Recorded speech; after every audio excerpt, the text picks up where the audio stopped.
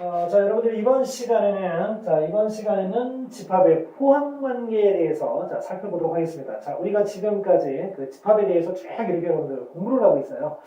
그러면은 어떤 집합이 하나 또 있을 거고요. 그 다음에 또 다른 이렇게 집합이 있다라고 했을 때, 어느 하나의 집합이 다른 집합에 모두 이렇게 포함되는 경우, 그리고 일부만 포함되고 포함되지 않는 경우, 뭐 이런 어떤 다양한 종류가 있을 겁니다. 자, 그래서 이번 시간에는 우리가 이 포함 관계에 대한, 집합의 포함 관계에 대한 내용을 살펴보도록 하겠습니다. 첫 번째 보면은요, 자, 부분 집합이라는 말이 나오고 있는데요. 자, 이게 도대체 무슨 말이냐? 자, 여러분들 집합 A가 있습니다. 자, 집합 A 속에요. 자, 1, 2, 3이라는 원소가 들어있고요. 자, 그 다음에 집합 B를 또 하나 예를 들어보도록 하겠습니다. 자, 집합 B는 뭐가 들어있느냐면은 1, 2, 3, 4 만약에 자, 5가 들어있었다라고 한번 생각을 해보겠습니다. 자, 그러면은 A 집합 속에 있는 1, 2, 3이라는 모든 원소는요. 자, B라는 집합이 원소가 1, 2, 3, 4, 5로 되어 있거든요. 자, 이 A 집합에 있는 모든 1, 2, 3이라는 원소가 어떻습니까? 이 집합 B에 다 들어있죠. 자, 그러면은 이때 우리가 이 A 집합과 B 집합을 어떻게 이야기하느냐면 집합 A의 모든 원소가 집합 B에 이렇게 다 들어있을 때 자, 집합 A는 집합 B에 뭐라고 한다? 부분 집합이라고 합니다. 부분 집합. 일부분인 거죠. 일부분. 자, 그리고 이거를 이제 조금 그 쉬운 표현으로 만약에 한다면요. A는 B에 포함된다고 할 수도 있고요. 자, 그 다음에 B는 A를 포함한다라고 할 수도 있을 겁니다. 자, 이렇게 두 가지 쉬운 표현 가능하다는 거. 자, 그리고 이거를 또 우리가 포함 관계를 나타낼 때 그냥 이렇게 말로만 하면 힘들잖아요. 그죠? 자, 그래서 기호를 또 우리가 생각해 봐야 됩니다. 그 기호가 바로 뭐냐? 자, A가 B의 부분 집합일 때는요. 자, 어떻게 하느냐? A가 B의 부분 집합이다라는 표현을 이렇게 해줍니다. B가 A를 포함하고 있기 때문에 B 쪽으로 벌려주시면 됩니다. 여러분들 원소 기호 이렇게 표현했던 거, 자, 기억하시죠? 자, 그거하고, 자, 차이점 기억하시면서 기억해 주시면 됩니다.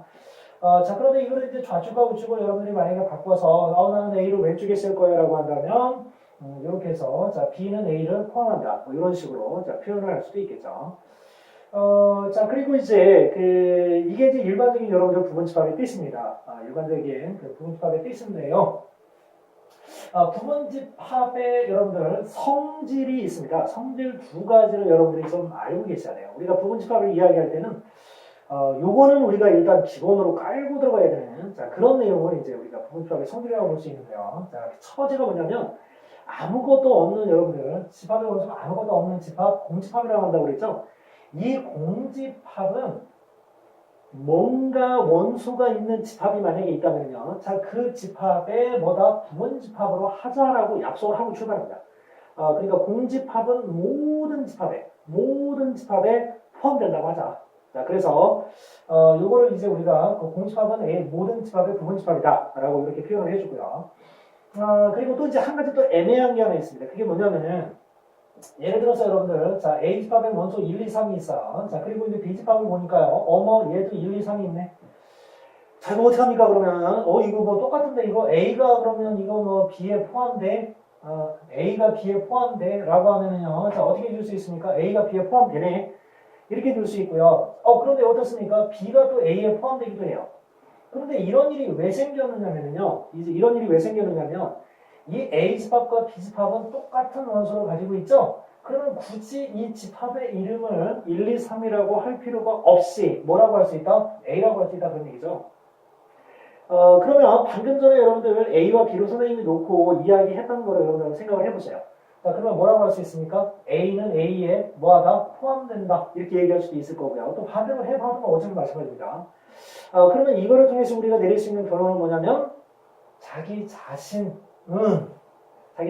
집합 입장에서 보는 겁니다. 자기 자신은 자기 자신의 부분 집합이라고 하자라는 겁니다. 자, 이 두 가지 여러분들 부분 집합의 성질을 기억해 주셔야 됩니다. 공집합은 모든 집합의 부분 집합이 되고요. 자, 그리고 모든 집합은 자기 자신의 부분 집합이기도 하다라고 약속을 하고 출발을 하는 겁니다. 자, 그러면, 자, 밑에 있는 필요 문제 들어가서 보겠습니다. 자, 다음 그림에 답하려고 했는데요. 자, 1번, 두 집합 A는 1, 2, 3이고요. 자, B는 1, 2, 3, 4, 5라고 했습니다. 자, 포함관계 얘기라. 1, 2, 3이 이 안에 다 있기 때문에요. 자, A는 B에 포함된다. A는 B의 부분 집합이다. 이렇게 표현해주면 되겠죠. 자, 그런데 이제 그 C집합을 보면은 3, 5, 7이고요. 자, 그 다음에 D집합을 보니까 5, 7, 9, 11이에요. 5, 7은 있는데, 3이 없어요. 3이 없어요. 자, 그럼 어떻게 됩니까? C는 D집합에 포함된다, 안 된다? 안 된다. 안 된다는 표현은 이렇게 해주시면 됩니다, 여러분들. 원소가요, 집합의 원소일 때 표시법과 원소가 아닐 때 표시법 있었죠? 자, 그거하고 똑같이 여러분들이 그렇게 기억을 해주시면 되겠습니다. 여러분들 아무래도요, 한 번 더 기호를 정리하고 갈 필요가 있겠죠. 그죠? 자, 그래서 원소 기호하고 저 집합의 포함 관계를 나타내는 기호를 다시 한번 정리하고 들어갑니다.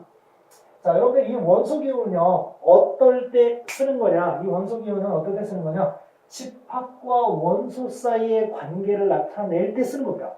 그러니까 원소하고 집합이 있다. 그럼 반드시 그 포함 관계를 이야기할 때 이 기호가 반드시 있어야 돼요. 얘가 들어가면 안 된다는 겁니다. 그런데 그러면 이 기호는 그럼 언제 그러면 사용하느냐? 집합과 집합 사이의 관계를 이야기할 때 나와야 됩니다. 집합과 집합 사이의 관계를 이야기할 때. 자, 그러면 필 문제 들어갈까요? 자, H집합에 7, 9, 11이 있고요. 자, 그렇다면은 7과 11을 원소로 하는 집합의 A와의 관계에 대해서 한번 이야기를 해보랍니다. 자, 그러면 7 같은 경우는 어떤가요? 자, A집합의 원소가 될 수 있죠. 그래서 원소가 될 수 있습니다. 자, 그러니까 이거는 원소와 집합 사이의 관계, 원소 기호를 사용해 주셔야 되고요. 자, 그리고 11을 원소로 갖는 얘는 뭡니까? 얘는 집합이에요. 자, 집합입니다. 물론 뭐 A도 당연히 집합이죠. 자, 그러면 집합과 집합 사이의 포함 관계를 이야기해 줘야 되는데요. 이 11을 원소로 갖는 집합을 보면 원소가 11 딱 하나밖에 없어요. 근데 이 A라는 집합을 보면은 11을 갖고 있어요. 그러면 얘는 여기 어떻게 됩니까? 포함되죠? 그러니까 이 집합은 A라는 집합을 보다 구분 집합이다. 이렇게 표현할 수 있는 겁니다. 여러분들. 자, 원소 기호를 사용해서 나타낼 때, 자, 집합과 집합 사이의 포함 관계를 이용해서 나타낼 때, 자, 그 관계들 여러분들 잘 기억해 주시기 바랍니다. 자, 그러면 이제 다음으로 넘어가서요. 자, 서로 같은 집합에 대해서 살펴보도록 하겠습니다. 서로 같은 집합. 아까 선생님이 중간에 뭐 비슷한 예를 하나 드리긴 했는데요. 자, 여러분들 이걸 한번 생각해 보도록 하겠습니다. 뭐를 생각하느냐면, 자, A라는 집합은요, 4의 양의 약수라고 한번 해보겠습니다. 4의 양의 약수. 자, 그러면 1, 2, 4가 A집합에 들어갈 겁니다. A집합에. 자, 그런데 이 B집합에는, 자, 뭐가 있느냐면은, 만약에 그 4, 2, 1이 있다라고 하면 이렇게 예를 들어보겠습니다. 여러분들 이 A집합을 보면은요, 자, 1, 2, 4라는 원소를 가지고 있고요. 자, B집합을 보면은 4, 2, 1이라는 원소를 가지고 있는데요. 자, 일반적으로 우리가 원소를 나타낼 때는 크기 순으로 배열하는 게 좋겠죠, 그죠? 자, 그래서 작은 걸 먼저 갖다 쓰면 어때요? 1, 2, 4라고 표현할 수 있죠? 자, A집합과 B집합 어떻습니까? A집합에 있는 모든 원소가, 자, B집합에 다 들어있죠? 자, 그러면 뭐라고 할 수 있습니까? A는 B의 부분집합이다. 이렇게 얘기할 수 있죠? 그런데 이 B집합에 있는 모든 원소가 A집합에 있기도 합니다. 자, 그러면 B가 A의 부분집합이기도 한 거죠. 그럼 얘들 서로 어떤 애들이에요? 같은 애들이죠? 자, 이런 두 개의 집합을 우리가 뭐라고 하느냐면은 서로 같은 집합이라고 합니다. 서로 같은 집합. 자, 그래서 굳이 그러면 얘들은 뭐 A가 B에 포함되고 B가 A에 포함된다 이렇게 하지 말고 같으니까 그냥 같다라고 이렇게 표현하면 안 될까라고 생각할 수 있겠죠. 자, 그래서 서로 같은 집합은 자, 이렇게 표현한다는 거 여러분들 기억해 주시면 되겠습니다. 자, 그런데 서로 얘들이 뭐 하나의 원소 같은 게 이렇게 빠져 있어요. 똑같지가 않아요. 뭐 얘는 하나 더 가지고 얘는 덜 가지고 있다거나 얘가 가지고 있는 게 제가 안 가지고 있는 게 있다. 만약에 이렇게 된다 그러면은 이때는 서로 같지 않기 때문에 자, 그때는 여러분들도 어떻게 표현해 주시면 되겠습니까?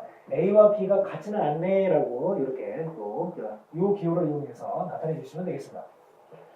자, 그러면 이제 필문제 한번 들어가 보겠습니다, 여러분들. 자, 필문제 보시면요, 하나는 원소나열법으로 표시가 되어 있고요. 자, 하나는 조건제시법으로 표시가 되어 있습니다. 원소나열법은 1, 2, 3, 6.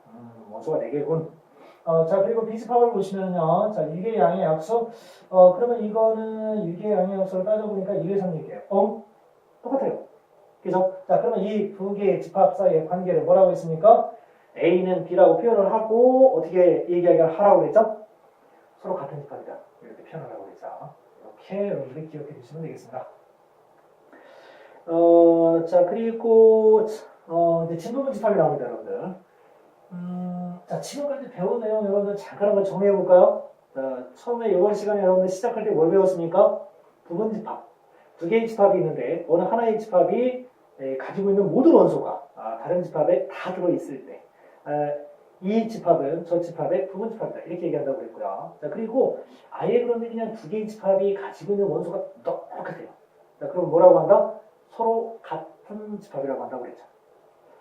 자, 그러면 이제 지금 우리가 배우려고 하는 진부분 집합은 무엇이냐는 겁니다. 이것도 여러분들 선생님이 한번 예를 한번 들어줘 보겠습니다. 자, 여기에 1, 2, 3이 있고요. 자, A집합은 1, 2, 3을 포함하고요. 자, 그 다음에 B집합은 1, 2, 3, 6을 포함하고 있습니다. 자, 그런데 이쪽에 C집합이 이렇게 딱 있는데요. 얘가 1, 2, 3, 6을 가지고 있습니다. 자, 그러면 이걸 한번 생각해 보자고요. A집합하고 C집합을 여러분들 다 보고요. 자, 그 다음에 B집합하고 C집합을 봅니다. 자, 그러니까 C집합이 다 기준이 되어 있는 거예요. 자, 그런데 A집합에 있는 모든 원소는 C집합에 다 들어있죠. 1, 2, 3이 여기 다 들어있습니다. 그리고 B집합에 있는 원소들도 어때요? 1, 2, 3, 6이 여기에 다 들어있죠. 다 들어있죠. 자, 그러면 뭐라고 할 수 있느냐? A는 C집합의 부분집합이고요. 자, B도 C집합의 부분집합이라고 할 수 있습니다. 그런데 뭔가 이상해요. 뭐가 이상하냐면 이 B집합하고 C집합을 보면은요. 얘는 A집합은 그냥 일반적으로 이 C집합에 포함이 되는데요. 이 B집합 같은 경우는 그렇지가 않아요. 얘가 여기에 포함된다고 할 수도 있지만 얘가 여기에 포함된다고 할 수도 있어요. 왜? 두 집합은 서로 똑같은 집합이니까. 서로 같은 집합이라고 그랬죠. 자, 그러면은 이 두 집합 사이의 관계는요. 우리가 뭐라고 하냐면 서로 같은 집합이라고 하면 되죠. 그러면 얘들 사이의 관계를 도대체 어떻게 이야기할 것이냐는 겁니다. 근데 여러분들 다 보니까 어때요? 부분 집합은 부분 집합인데 어때요? 진짜 포함되고 있죠? 일방적으로 진짜 포함되고 있는 모습을 볼 수 있죠? 자, 그래서 이런 집합을 우리가 이 집합에 뭐라고 하냐면은 진부분 집합이라고 합니다. 진부분 집합. 좀 그럴듯한 표현을 여러분들 한번 생각해 볼까요? 그럴듯한 표현법 바로 이겁니다. 자, A집합. 여기는 선생님이 지금 C집합을 예를 들었는데요. 자, A집합은요. C집합의 부분집합이 됩니다. 그렇지만은 A집합과 C집합은 같지는 않아요. 그러니까 일방적으로 포함이 되는 거예요. 즉 일방적으로 부분집합이 되는 거예요. 그죠? 자, 이랬을 때 이 A집합을 C집합에 뭐라고 하느냐면 진부분집합이라고 하는 거예요. 진부분집합. 이렇게 여러분 생각해 주시고요. 자, 그러면 이제 필문제 들어가도록 하겠습니다. 자, A를 보시면 5하고 7을 원소로 갖고 있고요. 자, 그리고 B를 보니까 5, 7, 9를 원소로 갖고 있습니다. A집합에 있는 5, 7이라는 원소가 B집합의 B집합의 원소에 다 포함이 되죠. 그리고 이 집합, B집합은 A집합보다도 9를 하나 더 가지고 있습니다. 자, 그러면 일반적으로 A가 B에 포함이 되죠. 자, 그랬을 때, 자, A를 우리가 뭐라고 한다?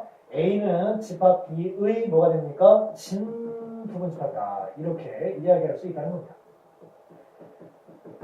자, 여러분들 오늘 우리가 진부분집합까지 한번 살펴봤습니다. 오늘 배운 그 개념 자체가 한 4개 정도 되는데요. 오늘 배운 내용 여러분들 잘 기억하시고요. 다음 시간에는 이제 우리가 뭐를 한번 살펴보려고 하냐면 이 부분집합이 무엇인가 오늘 우리가 이제 살펴봤잖아요. 그래서 다음 시간에는 부분집합을 그러면 어떤 집합이 있을 때 그 집합에 포함되는 부분집합을 어떻게 구하고 그 부분집합의 개수는 도대체 어느 정도 되는지 하는 그런 내용에 대한 집요한 내용을 한번 살펴보도록 하겠습니다. 자, 여러분들 오늘 수고하셨습니다.